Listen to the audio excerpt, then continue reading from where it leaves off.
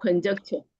See the case of Popola versus Police Service Commission 2025 NWLR, part 1716. Ozo Oku versus Ozonu 1991 NWLR, 200.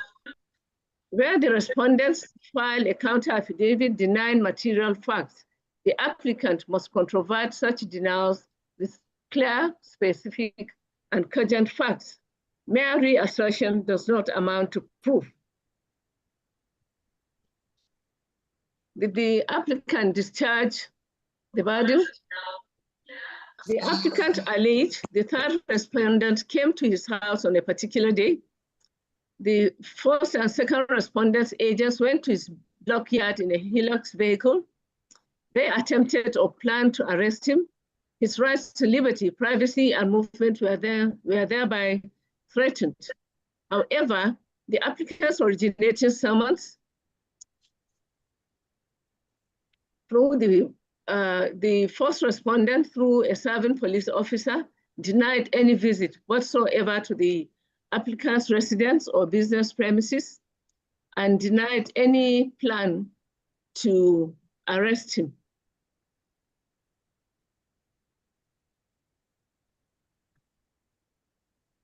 The third respondent, on the other hand, expressly denied ever going to the applicant's house or making inquiries about him. He further supplied specific details of where he was at the time of the alleged incident.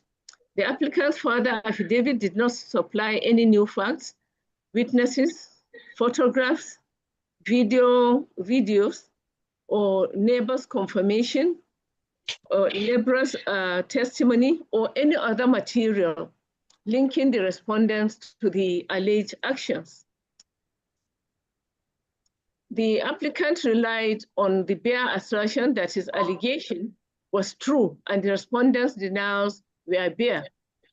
The law is clear. He who asserts must prove. See Section 131 Evidence Act, see Ogedingbe versus Oyesonya, 2014 LPLR 22874 Court of Appeal. Where allegations in an affidavit are specifically denied by a respondent who deposed personally to the facts, the onus is on the applicant to rebut the denial with credible, tangible evidence. The Supreme Court in Governor of Lagos State versus Oduku 1 NWLR Part 8 621 emphasized the importance of credible affidavit evidence, holding that a party who seeks declaratory reliefs must succeed on the strength of his own case. In this case, the first and third respondents deposed that they are not aware of any complaint against the applicant. They never threatened him. No steps have been taken against him. The applicant's further affidavit did not controvert these material facts. It is settled law that unchallenged or uncontroverted evidence, if credible, must be accepted. See Amadi versus NMPC 2000, 10 NWLR Part 67476 Supreme Court. The denials by the first and third respondents stand unshaken, where the applicant fails to provide independent evidence while the respondent supplies detailed contrary facts. The court must accept the better affidavits. See Akinshete versus Ekun Dutire, 1966, NMLR 147. Also, for emphasis, where the thrust of an applicant's complaint revolves around possible arrest or investigation, the law is well settled that the police have an unfettered statutory power to investigate crime under Sections 4 and 23 of the Police Act and Section 214 of the Constitution. The Supreme Court in Fawemi versus IGP 2027 NWLR, Part 767606 held. The police have the statutory duty to investigate allegations of crime, and the courts cannot restrain them from carrying out such duty. Similarly, the Court of Appeal in Onagorua versus IGP 1991 5 NWLR, Part 193, 593 held that the mere fact that a person fears arrest does not amount to a breach of fundamental rights, especially where no evidence shows such arrest is imminent or unlawful. Thus, even if the respondents were investigating the applicant, which they deny, such investigation does not constitute a violation of rights, I so hold. The courts have consistently held that speculation, suspicion, or fear, no matter how strongly held, cannot ground a claim for infringement of rights. See AG Federation versus Abubakar 2000, 10 NWLR Part 1041 at page 1. The Supreme Court held, courts do not act on speculation. The applicant must show real, imminent, and definite acts of infringement. Also in Okeke versus IGP 2017 LPLR 42199 Court of Appeal, the court stated, a mere apprehension of arrest without credible evidence is not sufficient to invoke the court's protective jurisdiction. In this case, the applicant presented no evidence of any real or imminent threat, and the respondents have denied knowledge of any such action. The court cannot act on fear, conjecture, and imagination, I re-emphasize. Now, based on the above analysis, whether the applicant has proved any infringement of his rights, from the totality of the affidavit evidence, the applicant has not produced any credible material showing that 1, he was arrested, 2, he was detained, 3, his home was invaded, 4, his movement was restricted, 5, his dignity was violated, 6, he was invited for questioning, and 7, the respondents took any step against him. Without such evidence, there is no factual basis upon which this court can find a violation of rights.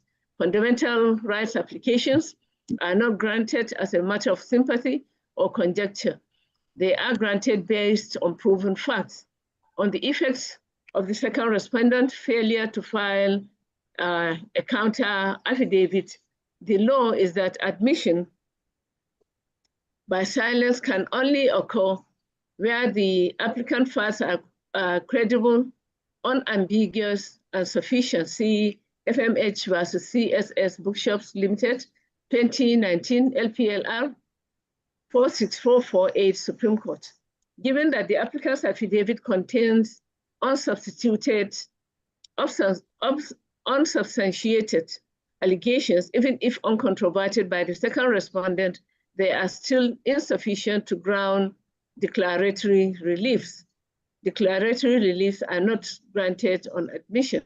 See Nonkidu versus O'Connor, 2010, 3 NWLR, Part 1181, Supreme Court.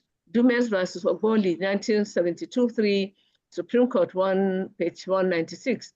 Thus, the failure of the second respondent to file a counter affidavit does not automatically entitle the applicant to judgment. Conclusions, consequently, having carefully examined the affidavit evidence and relevant authorities, I find and hold as follows. 1, the applicant has failed to discharge the burden of proof placed on him in a fundamental rights action. 2, the uncontroverted denials by the first and third respondents stand and are accepted as credible. 3, the application is built on speculation, conjecture, and unfounded fears without any evidential foundation. 4, no act of infringement or threatened infringement has been established. 5, the applicant is not entitled to any of the relief sought. Accordingly, the sole issue for determination is resolved against the applicant. Order, the applicant's originating motion dated 3rd November 2025 and filed on same date lacks merit and is hereby dismissed. No order as to cost. As a court president. Thank you, my lord. We are very grateful for the sound ruling, my lord. Thank you, my lord, for the fine sound ruling. Thank you. Welcome. Thank you, ma'am. Call the next case. Group number FSC/DM/CS/13/2025 between Cooperative Cooperative Limited and Cooperative Appeals Commission. Corporate Affairs Commission. Yes, ma'am. Representation. May it please, my lord? I am Z.I. Mustafa, Mrs. Holding the brief of A.A. Adeke and humbly announcing my appearance for the applicant. My lord, the matter was adjourned to today for ruling, and subject to your overriding convenience, we are ready for the ruling.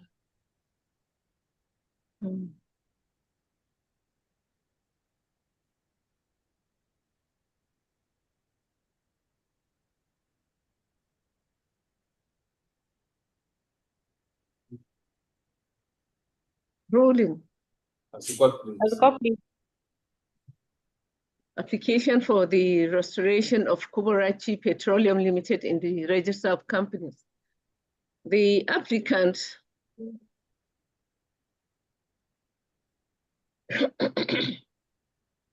Kubarachi Petroleum Limited initiated this suit through an originating summons dated 8 May 2025 and filed dated 8 May 2025. It was brought pursuant to Order 2, Rule 1 and Order 5, Rule 2 of the Companies and Allied Matters Act 2020.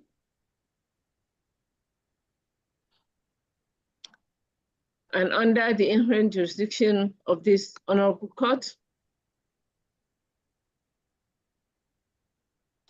the respondent in this application is Corporate Affairs Commission.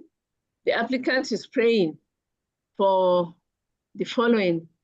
One, a declaration that the applicant is entitled to the restoration of his name, Kubarachi Petroleum Limited, to the Register of Companies maintained and controlled by the respondent. Two, an order directing the respondent to restore to the Register of Companies the name of Kubarachi Petroleum Limited, which was struck off the Register of Companies by the respondent and published on the respondent website portal. And three, such further or other orders as this Honorable Court may deem fit to make in the circumstances. The application is verified by an affidavit of 16 paragraphs deposed to by one Umar Fatima Baba, the director of the applicant, that the facts that gave rise to this application are as follows. The deponent stated that she is the director of the applicant and by virtue of that position, familiar with the facts of this application. That the applicant was incorporated on 20th January 1988 by the Corporate Affairs Commission, that's the respondent. A copy of the certificate of incorporation is attached as Exhibit A or A1, that the applicant has carried out petroleum-related business since incorporation and employs several staff whose jobs will be jeopardized if the applicant's name remains struck off. That by CAMA 2020, companies are required to file annual returns not later than 42 days after each annual general meeting. For that the applicant inadvertently failed to file its annual returns for several years, but on 28th November 2024, regularized the default by filing annual returns for 1991 to 2024, which the respondent accepted and approved. Acknowledgement letters are attached as Exhibit B. That despite the approval, the respondent informed the applicant that a court order is required to restore its name to the Register of Companies, and that the applicant has now complied with all the statutory obligations and paid applicable fees, that the delay was not deliberate and caused no prejudice to the respondent, that a certificate under Section 84 sub 4 of the Evidence Act for all computer-generated documents is attached as Exhibit C, and that restoring the applicant's name will preserve its corporate existence and protect the job of its employees, and that it will be in the interest of justice if this Honorable Court order the respondent to restore the applicant's name to the Register of Companies. Now, that's just a brief outlook of the affidavit, of the facts in the affidavits of the applicants. Now, there are statutory provisions supporting restoration of company names under CAMA 2020, section 692. That's the section for the restoration of company name, which is the principal provision. It empowers the Federal High Court to order the Corporate Affairs Commission to restore a stock of company if, 1, the company's default has been remedied, 2, the company considers it just to restore the name, or 3, the company was carrying on business at the time of striking off. This Honorable Court holds that this provision of the law directly supports this instant application. Let me read out section 692 sub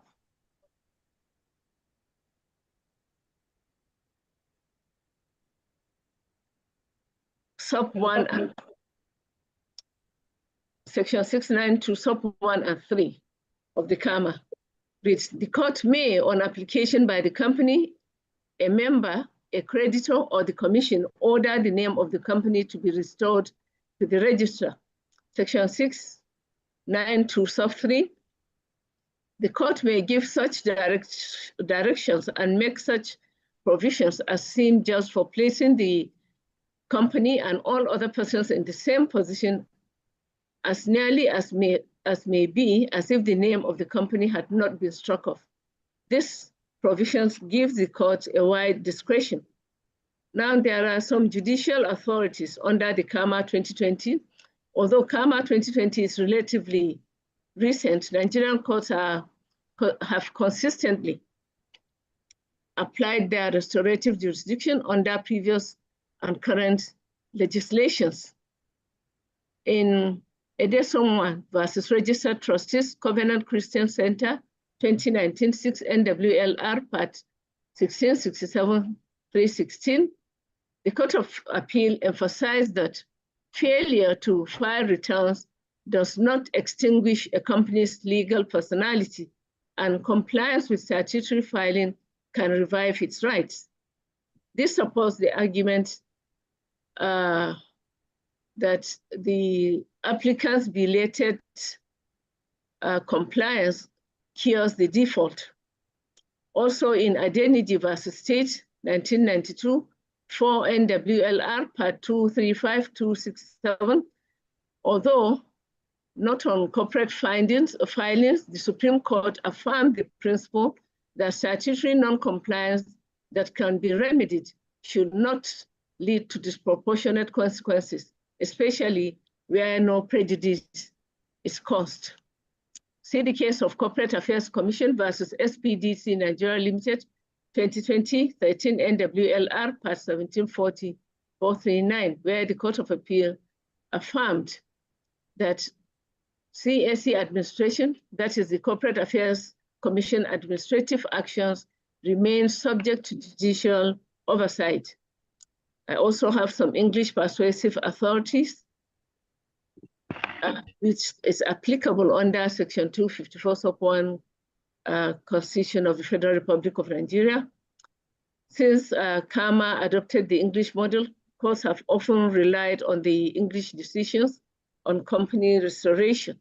Some relevant persuasive cases include Ray Price Land Limited, which is a 1997 case, 1 BCLC 467, and Le Blériot Manufacturing Aircraft Company, 1916, 2 Chancery, 188.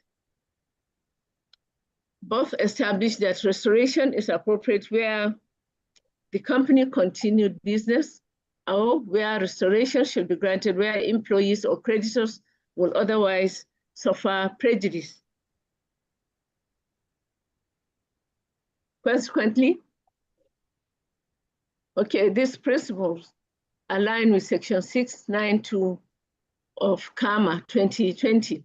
Consequently, I consider the applicant's originating summons dated 8th May 2025 as meritorious, and it will serve the interest of justice to grant the application portion to Order 2, Rule 1 and 5, Order 5, Rule 2 of the Company's Procedures Rules 1922 and Section 692, I beg your pardon, 4 and 6 of the Companies and Allied Matters Act 2020, and I so hold. According portion to the inherent jurisdiction of court as preserved by Section 66A of the 1999 Constitution of the Federal Republic of Nigeria, the state originating summons of Kubarachi Petroleum is determined in the positive by this Honorable Court. This Honorable Court hereby declares that the applicant is entitled to the restoration of its name, Kubarachi Petroleum Limited, to the Register of Companies maintained and controlled by the respondent. This Honorable Court hereby orders the respondent to restore to the Register of Companies the name of Kubarachi Petroleum Limited, which was struck off the Register of Companies by the respondent and published on the respondent website portal, portion to Order 2, Rule 1, portion to Section 692, Sub 4 and 6 of the Companies and Allied Matters Act 2020. This shall be the ruling of this court. As a court, please. My Lord, we are very much grateful for this sound ruling. It's always our prayer that Almighty Allah will increase you in good health and wisdom. Thank you. Thank you so much, Counsel. Really appreciate your prayers. And I pray the same for you. Thank Yes, you, my call the Lord. next case. Can you call the next case, please? That is for the day. But okay.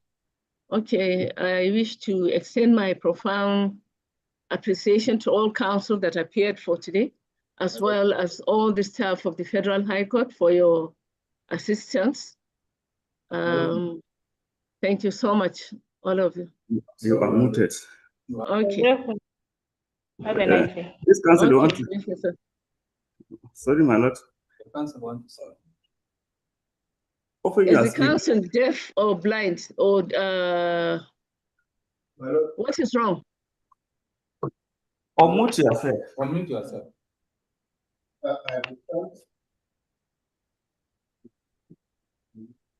Hello. Good morning, my lord. Good morning. My lord, I'm sorry for my inability to be on time for today's court session, my lord. My lord, I was in the office seeking for a vehicle to move my witness and the exhibit at hand. More so, my lord, the defendants were kept in custody at the correctional center, and they have not yet even been brought, my lord. I'm sorry, my lord, for my inability to do it. Counsel, your case was first on the list. Yes, it was my lord. called and you were not here. It has been adjourned. Yes, my lord. I'm tendering my apology for my inability to be here. Oh, that is okay for now. But yes, even now that you are here about 45 minutes after, but yes, still the defendants are not present in court? They are not, my lord. Counsel, next time, if you have inmates that are yet to be arraigned before the court, you need to liaise with the registry of court so that we make arrangements for the correctional center to join us virtually. The case could have gone on if the registry are aware that the inmates or the defendants are currently at the correctional center, but it seems the registry are not aware. Much guided, yes. We'll do that next time. Yes, but unfortunately for this year, this is anyway, because your case has already been adjourned. Okay, you have not said anything to me. My lord, considering the matter might go on for next time, may I sit for short stand up? Probably they'll be here in the next 20 minutes, my lord, because the vehicle will be communicated. They are on the way, my lord. Oh, your submission is that you wanted a stand down? Yes, my lord, if possible. My lord. so that we continue with the matter today, so that it will be properly in the case courts. Now, Case. the defendants, do they have representation? They don't, man. We even communicated with their relations. They refuse to show up, man.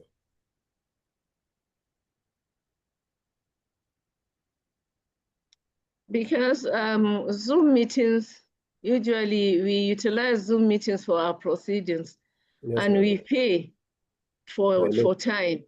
It's true, So, and this is coming impromptu. Like I stated earlier, if everything is done by the book, we will not be having any challenges.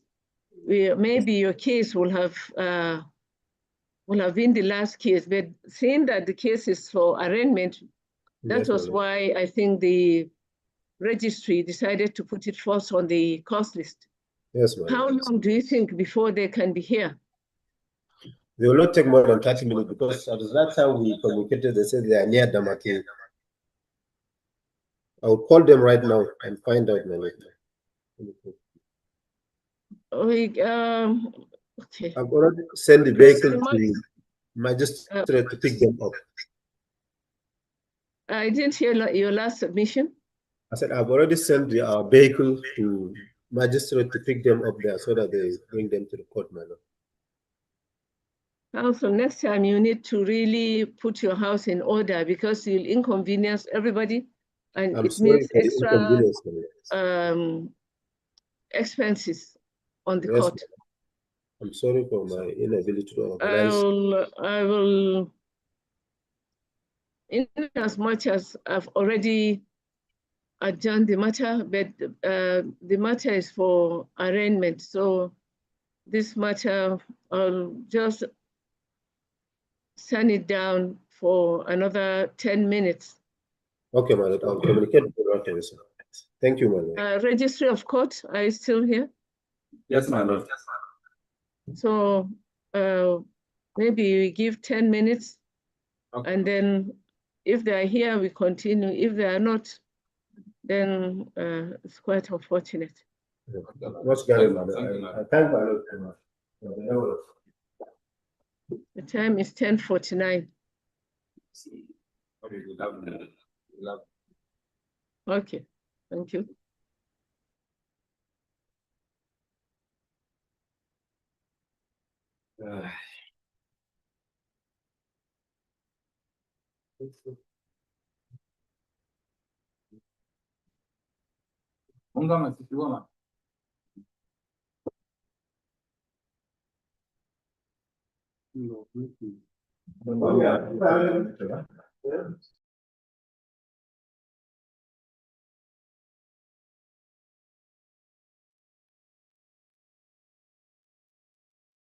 So that they are connected here.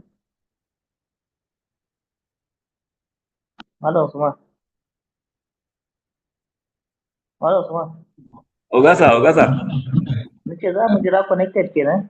Ba za a kashe ba. Shi ne bari mu kashe da nan da 10 minutes ɗin ko zuwa 11 ne. Ku tsaya connected din saboda kashe din ito zai zama kamar ko meeting din ya kare ko ya kake gani. Shi ne kar wayancin su hosting ɗin su ga kamar ko ya kare. Ku bar shi kawai connected har ta kare. Okay, sir. Okay, sir. Yeah.